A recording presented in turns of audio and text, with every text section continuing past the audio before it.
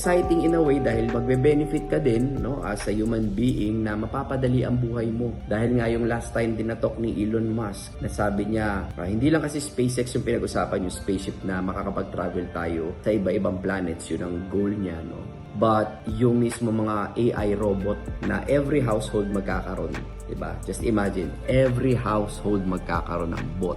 At nakakatuwa dahil syempre, kunyari yung lolo at lolo mo, may specific bot para doon na mag-aasikaso ng bot na yun o mag-aasikaso ng mga lolo at lola mo, no? And siguro sa construction, just imagine yung manpower, mga robot na yung magbubuhat ng mga ginagawa ng mga karpintero, kung ano-anong sino-sino ba, mga foreman, alam na nila, perfect computation, hindi mo na rin maloloko, diba? Kasi nga, AI na eh. Sila yung napakatalino, mas matalino pa sa human beings. So again, hindi naman mawawala syempre yung human touch because kailangan pa rin naman natin ng emotions ng humans and all, 'di ba? Pero ang biggest question dito, guys, is yung tinapos mo ngayon, for example, 'di ba? May course ka ngayon na tinapos, business, architect, nursing or what. Kailangan ka pa ba sa future? Yun ang medyo nakakatakot doon.